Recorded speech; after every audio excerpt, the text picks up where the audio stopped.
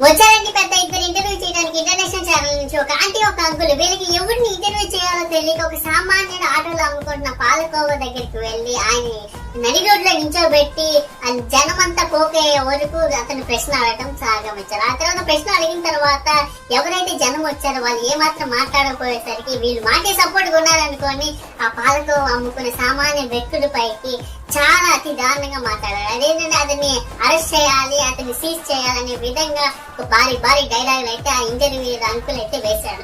ఆ తర్వాత ఏం జరిగిందంటే పోలీసుల దగ్గరికి వెళ్ళింది. ఈ వీడియో సోషల్ మీడియాలో వైరల్ అయింది.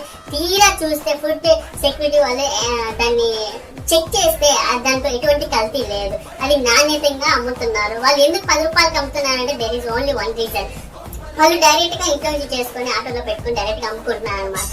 ఒరే మూర్ఖులారా, ఇంటర్వ్యూకి వచ్చిన అంకుల్ అంటే మీకు చెప్పేది ఏంటంటే హోల్సేల్ లో మనం తీసుకుంటే అది తక్కువ రేటుకి మాత్రమే వస్తుంది. అది అనేది కొట్టులోకి వెళ్ళాక దాని మీద జిఎస్టీ ఇంకా ట్రావెల్ చార్జెస్ ఎక్కువ అయ్యి దాని యొక్క రేట్ అనేది డబల్ అవ్వచ్చు.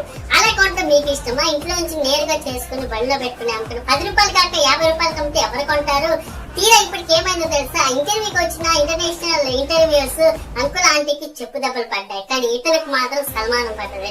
సో ఇతను భయపడాల్సిన అవసరం లేదు, బాధపడాల్సిన అవసరం లేదు. మీరు నిజాయితీగా మీ కాళ్ళ మీద మీరు నిలబడ్డారు అని సొసైటీ పబ్లిక్ అంతా ప్రతి ఒక్కరు ఆయనకి సపోర్ట్ ఇవ్వడం జరిగింది. ఎందుకంటే పబ్లిక్ కి తెలుసండి ఏది వాస్తవమో, ఏది నిజమో, ఏది నిజం కాదు. ఈ ఇంటర్వ్యూకి వచ్చిన అంకుల్ ఆంటీ అదేదో పెద్ద హోస్టల్ 5 స్టార్ హోటల్లో అడగొచ్చు కదా. రీసెంట్ గా బెంగళూరులో ఆ కుక్క ఫుడ్ అనేది సర్వ్ చేస్తున్నారు, మరి వాళ్ళ తీసి అడగవచ్చు కదా, అంత దమ్ము లేదు. కానీ ఇలాంటి వాళ్ళ మీద మాత్రం పట్టడానికి ముందే ఉంటారు.